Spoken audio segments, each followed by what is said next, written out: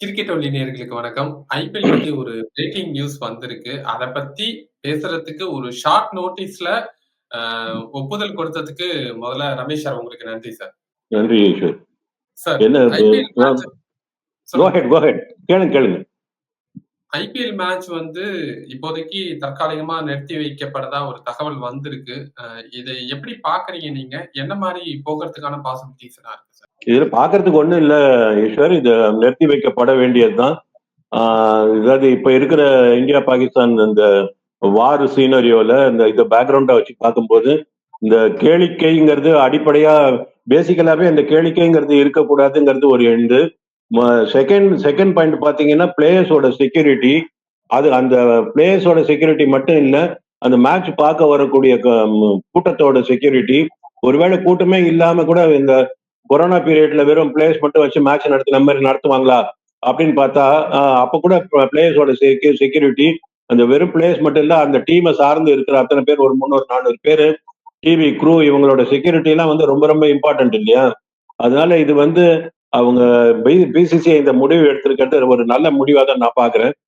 ஒரே ஒரு இதுல நம்ம நோட் பண்ண வேண்டிய விஷயம் என்னன்னா, இது வந்து கேன்சல்டுன்னு அவங்க சொல்லல, ரத்துன்னு சொல்லல, சஸ்பெண்டுங்கிற வார்த்தையை யூஸ் பண்ணிருக்காங்க. அதாவது ஒரு என்ன சொல்லலாம், ஒரு நிரந்தர ரத்து கிடையாது, இது தற்காலிகமா நிறுத்தி வைக்கப்பட்டுள்ளதுன்னு ஒரு அர்த்தம் எடுத்துக்கலாம் அதுக்கு. Correct sir. நீங்க சொன்ன அந்த வார்த்தை கரெக்ட். இப்போதைக்கு சஸ்பெண்ட் பண்ணியிருக்கிறோம். அடுத்த ஃபர்தர் அப்டேட் வர வரைக்கும் வெயிட் பண்ணுங்க அப்படிங்கிற ஒரு தகவலை தான் கொடுத்திருக்காங்க. அதுக்கப்புறம் மேட்ச் வந்து இப்போதைக்கு பாத்தீங்கன்னா டோட்டல் 76 மேட்ச் ஐபிஎல்ல. அதுல ஆல்மோஸ்ட் பாத்தீங்கன்னா கிட்டத்தட்ட 58 மேட்ச் வந்து கம்ப்ளீட் ஆயிடுச்சு. பேலன்ஸ் வந்து 16 மேட்ச் இருக்கு. இந்த 16 மேட்சுக்கு மே 25 வரைக்கும் டேட் வந்து பிக்ஸ் பண்ணியிருந்தாங்க. இன்னும் 20 நாள் இருக்கு. இதை எப்படி நடத்துறதுக்கான வாய்ப்புகள் இருக்கு சார்? அதாவது 1 or 2 மேட்சஸ் இருந்தா எங்கேயாவது ஸ்குவீஸ் இன் பண்ணிருப்பாங்க. 16 மேட்ச் இருக்கு. அந்த 16 மேட்ச் 20 நாள் ஆடப்பட வேண்டியது. இது வந்து ரொம்ப ரிஸ்க். இது வந்து இப்போ இருக்கிற சுச்சுவேஷன்ல கண்டினியூ பண்றதுங்கிறது ரொம்ப ரிஸ்க்.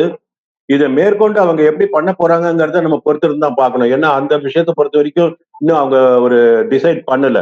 இதுல வந்து நீங்க இதுக்கு 3 ஆப்ஷன் சொல்லலாம்.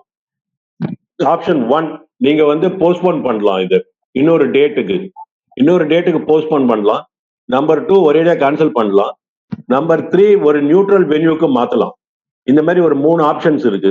இப்போ சப்போஸ் இதை நியூட்ரல் வென்யூக்கு மாத்துறாங்கன்னு இருக்கவே இருக்கு. நம்மளுக்கு துபாய் இருக்குன்னு வச்சுக்கோங்களேன் உதாரணத்துக்கு.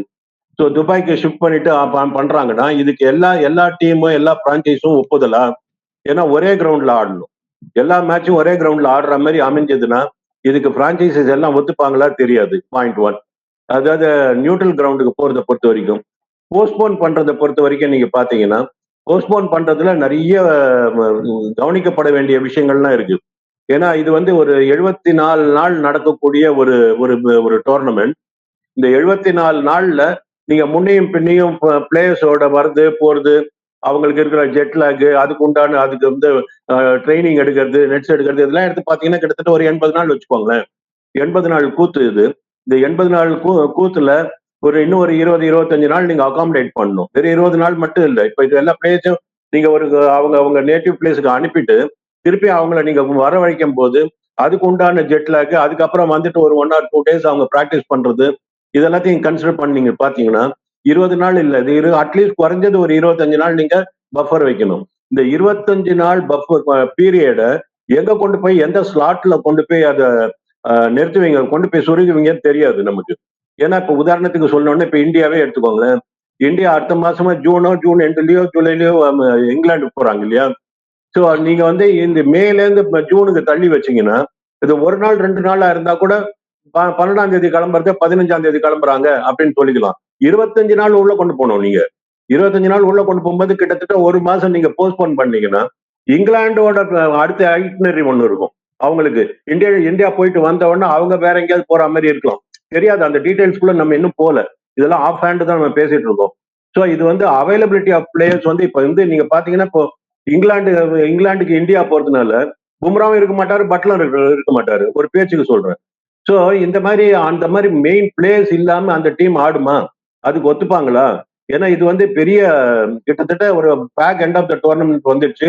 மும்பை இந்தியன்ஸ் மாதிரி ஒரு டீம்லாம் வந்து ஒரு மும்பை இந்தியன்ஸோ ஒரு ஆர்சிபியோ ஒரு பஞ்சாபோ இல்லை ஒரு ஜிடியோ வாட் எவர் இட் இஸ், இந்த ஒரு 4-5 டீம் மேல இருக்கிற ஒரு 4-5 டீம் வந்து கப் அடிக்கிற ஒரு பாசிபிலிட்டியில இருக்காங்க இப்போ. அப்படி இருக்கும்போது தன்னுடைய கப் வின்னிங் பாசிபிலிட்டிக்கு காம்ப்ரமைஸ் பண்ணிட்டு பிசிசிஐ கொடுக்கிற ஐடியாவை ஏத்துப்பாங்களா அப்படிங்கிறது நமக்கு தெரியாது. இது ரெண்டாவது, இது போஸ்ட்போன் பண்றதை பொறுத்த வரைக்கும். இல்ல நீங்க கம்ப்ளீட்டா அதை கொண்டு போய் அடுத்த வருஷத்தோட சேர்த்து வச்சுட்டு அடுத்த வருஷம் ஒரு 90 நாள் கிரிக்கெட்டா பண்ணி இந்த வருஷத்தோட எண்ட் அடுத்த வருஷம் முடிச்சுட்டு அப்படியே அடுத்த வருஷத்தை கண்டினியூ பண்றீங்களா அப்படின்னு ஏதாவது ஒரு ஆப்ஷன் கொண்டு வராங்களா தெரியாது. அப்படி இருந்தாலும் அது ரொம்ப ஸ்டேலா போயிடும். டூ மச் ஆஃப் கிரிக்கெட் வந்து கிட்டத்தட்ட ஒரு 3 மாதம் தொடர்ந்து டெய்லி ஒரு மேட்ச் நடந்துட்டு இருக்க மாதிரி இருக்கும். ட்ராக் பண்றதே கஷ்டமாயிடும். இது போன சீசன் தான் இந்த சீசன் தான் தெரியாது.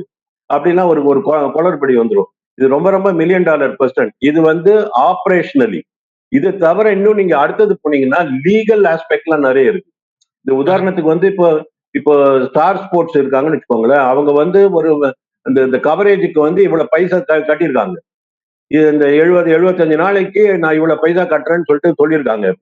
ஸோ அவங்களுக்கு வந்து அவங்க மேபி அந்த கேமரா அந்த குரூ எல்லாமே இந்த டோர்னமெண்ட் ஐபிஎல் முடிஞ்ச உடனே அடுத்ததுக்கு அவங்க அதை செட் பண்ணியிருப்பாங்க. அவங்களுக்கு ஐட்னரி அங்க இருக்கும். அதை விட்டுட்டு இங்க வந்து திருப்பி உட்கார முடியாது. பாயிண்ட் 1. இந்த ஸ்பான்சர்ஸ் எல்லாம் வந்து இதை ஃபுல் டோர்னமெண்ட்டுக்கு பே பண்ணியிருந்தாங்கன்னு வச்சுக்கோங்க. இப்போ ஃபுல் டோர்னமெண்ட் நடக்கல, இது அப்ரப்டா நிறுத்த போறாங்க. இந்த வருஷம் 2025 நோ ஐபிஎல் கேன்சல் ஆயிடுச்சு, அவ்வளவுதான். இதுக்கு வந்து வின்னர் கிடையாது, ரன்னர் கிடையாது, எதுவும் கிடையாது அப்படின்னு முடிவு பண்றான்னு வைங்க. அப்ப இந்த இந்த இந்த சீசன் ஸ்பான்சர் பண்ணவங்க கட்டின டாடா ஐபிஎல் நம்ம சொல்றோம். டாடா கட்டின காசு அப்ப நடக்க முடியாத மேட்சுக்கு ப்ரோராட்டா பேசிஸ்ல அந்த காசு திருப்பி கொடுப்பாங்களா? இல்ல இதெல்லாம் வந்து ஒருவேளை in lieu of any unforeseen calamity, unforeseen situation in which the IPL is to be கேன்சல்டுன்னு ஒரு கிளாஸ் போட்டு அவங்களோட அக்ரிமெண்ட்ல அதுல சைன் பண்ணிருக்காங்களா? இதெல்லாம் நிறைய உள்ள அந்த லீகல் விஷயத்துக்குள்ள போக வேண்டிய இருக்கு. இதெல்லாம் வந்து பெரிய பெரிய லீகல் தலைகள்லாம் இதுல போட்டு உருளும். அதெல்லாம் வச்சுட்டு தான் அவங்க வந்து இன்னும் 1 or 2 daysல டெசிஷன் எடுத்து சொல்லுவாங்க. இப்போதைக்கு ஐபிஎல் 2025 ஹஸ் பீன் சஸ்பெண்டட். அதோட நம்ம நிறுத்திக்கலாம். சார், இதுக்கு முன்னாடி இந்த பஞ்சாப் மேட்ச் வந்து லைட்ஸ் ஆஃப் பண்ணி அந்த மேட்சை கேன்சல் பண்ணாங்க. அதுக்கு முன்னாடியே பாத்தீங்கன்னா பஞ்சாப் வெஸ்ட் மும்பை மேட்ச் நடக்க போற தர்மசாலா மேட்சை வந்து அகமதாபாத்துக்கு ஷிஃப்ட் பண்ணிட்டாங்க. இங்க தர்மசாலால நேற்றுக்கு பஞ்சாப் வெஸ்ட் டிசி மேட்ச் நடக்கிறதுக்கு காரணமே பாத்தீங்கன்னா டிக்கெட் சேல் பண்ணிட்டாங்க. அதனால அந்த மேட்ச் நடத்தினாங்க. பாதியிலேயே அந்த மேட்சையும் கால் ஆஃப் பண்ணிட்டாங்க. இப்ப அங்க இருக்கிற பிளேயர்ஸோட அந்த செக்யூரிட்டி அப்படிங்கறதையும் உறுதி செய்யணும்ல பிசிசிஐ. இப்ப அங்க இருக்கிற பிளேயர்ஸை எப்படி சார் வந்து ஒரு சேஃபான பிளேஸ்க்கு எடுத்துட்டு வரதுக்கான பாசிபிலிட்டிஸ் என்ன? எங்க தர்மசாலால இருந்தா? ஆமா சார். அது பிளான் பண்ணிட்டு இருக்காங்க. பை ட்ரெயின், ஸ்பெஷல் ட்ரெயின்ல கூட்டிட்டு வந்துடுறாங்கன்னு சொல்லிட்டு ஒரு பிளான் இருக்கு. கிட்டத்தட்ட ஒரு 300-320 பேர் இருக்காங்களாம். அதுக்கு ஒரு ஸ்பெஷல் வந்தே பாரத் ஒண்ணு தயாராயிட்டு இருக்கு. அது என்னைக்கு கிளம்ப போகுது, எத்தனை மணிக்கு கிளம்ப போகுது, எப்படி கிளம்ப போகுதுங்கிறது டிஸ்க்ளோஸ் பண்ண போறது இல்ல அப்படின்னு நியூஸ் வந்து வெளியே தெரியப்படுத்த போறது இல்ல. ஓகே சார், நம்ம இப்போ இந்த ஐபிஎல் வந்து சஸ்பெண்ட் பண்ணிருக்காங்க. இப்போ வந்து இந்தியா பாத்தீங்கன்னா ஜூன் ஜூலைல இங்கிலாந்து டூர் போறாங்க. அதுக்கப்புறம் நீங்க இந்தியாவோட ஷெட்யூலை எடுத்து பார்த்தாலே செப்டம்பர் மட்டும் தான் இந்தியா வந்து அவைலபிளா இருக்காங்க. அதாவது இந்தியன் பிளேயர்ஸ் மித்த எல்லா மாசமும் பாத்தீங்கன்னா அவங்களுக்கு எல்லா மேட்சஸ் வந்து கண்டினியூஸா இருக்கு. அப்படி இருக்கும்போது எந்த டேட்ல நடத்துக்கான பாசிபிலிட்டிஸ் இருக்கு? நம்ம அவையே அது தெரியாது ஈஸ்வர். ஏன்னா நீங்க செப்டம்பர் நீங்க இந்தியாவோட இந்தியா வச்சு பேச முடியாதுல்ல. ஐபிஎல்ல வந்து ஒவ்வொரு டீம்லயும் 8 பேர் ஃபாரின் பிளேயர்ஸ் இருக்காங்கல்ல, ஒரு 25ல. ஸோ நீங்க அதுவும் ஃபாரின் பிளேயர்னா இப்போ சிஎஸ்கேல இருக்கிற 8 ஃபாரின் பிளேயர்ஸ் ஒரே கண்ட்ரி ஆள் கிடையாது. உதாரணத்துக்கு வேரியஸ் கண்ட்ரீஸ்ல இருந்து இருக்காங்க. அந்தந்த கண்ட்ரிக்கு அவங்க ஆடணும்ல. அந்த கண்ட்ரிக்கு ஆடக்கூடிய ஒரு கேப்டு பிளேயரா இருந்தாருன்னு வைங்க, அந்த கேப்டு பிளேயருக்கு அந்த கண்ட்ரி அவங்களோட ஐட்னரி இருக்கும், கிரிக்கெட் ஷெட்யூல் இருக்கும், அவங்களுக்கு ஒரு டூர் இருக்கும். ஸோ அவங்க வந்து அந்த காஸ்ட் ஆஃப் கண்ட்ரிக்கு விளையாடுறதை இழந்து ஐபிஎலுக்கு வந்து விளையாடுறதுக்கு அவங்க ஒத்துப்பாங்களா? ஒத்துக்க மாட்டாங்க. அந்த மாதிரி இருக்காது. ஏன்னா சைன் பண்ணிருக்கிறது எங்க ஹோம் டீமுக்கு, எங்க கண்ட்ரி டீமுக்கு இப்போ ஐட்னரி இல்லை. அதனாலதான் அந்த பீரியட்ல ஐபிஎலுக்கு நான் சைன் பண்ணியிருக்கேன். ஆனா அடுத்த மாசம் எனக்கு ஐட்னரி இருக்கு, நான் அதுக்கு போய் ஆடி ஆகணும். அதுக்கு ஆடலன்னா என்னோட கெரியரே போச்சு. ஸோ அப்படி இருக்கும்போது நான் ஐபிஎல் பார்ப்பேன்னா கண்ட்ரிக்கு ஆடுறதை பார்ப்பேன் அப்படிங்கிற ஒரு சுச்சுவேஷன் வரும். இதெல்லாம் நிறைய various aspects have to be considered and இது கொஞ்சம் ரொம்ப ஈஸி விஷயம் கிடையாது. நிறைய மண்டைய மூளைய புழியிற ஒரு விஷயம் தான். Okay sir. நான் ஒரு பாசிபிலிட்டி சொல்றேன். அந்த பாசிபிலிட்டிஸ்ல நடக்கிறதுக்கான வாய்ப்புகள் இருக்கான்னு நீங்க சொல்லுங்க. எப்படின்னா இப்ப கிட்டத்தட்ட 16 மேட்ச் இருக்கு. இப்ப 16 மேட்ச வந்து நீங்க வந்து அந்த சைட்ல நடத்த முடியாது அப்படிங்கிற பட்சத்துக்கு மும்பை, டெல்லி, ஆந்திரா இந்த மாதிரி எடுத்துக்கிட்டா பர் டே வந்து 2 மேட்ச வச்சு அந்த டேட்ஸ் 20 டேட் அப்படிங்கிறத 16 மேட்ச வந்து 8 நாளா கன்வெர்ட் பண்றதுக்கான பாசிபிலிட்டிஸ் இருக்குல்ல? பண்ணலாம். அதெல்லாம் நிச்சயம் எல்லா பாசிபிலிட்டி இருக்கு. ஒரு நாளைக்கு 3 மேட்ச் கூட வச்சிடலாம், இன்னும் கூட சுருக்கலாம். பட் இதுக்கெல்லாம் பிரான்ச்சைசிஸ் ஒத்துக்கணுமே. எந்த இடமுமே ஒரு சேஃப்டிக்கு 100% சேஃப்டி இந்த பிளேஸ் அப்படின்னு சொல்லக்கூடிய நிலைமையில இப்ப இல்ல. அந்த கேரண்டி கொடுப்பாங்களான்னு தெரியாது. யார் கொடுக்கணும்? அந்த அந்த அத்தாரிட்டி கொடுக்க தயாரா தெரியல. நம்ம பொறுத்து தான் பார்க்கணும். Okay sir. இதுல நிறைய காம்ப்ளிகேட்டட் இருக்கு.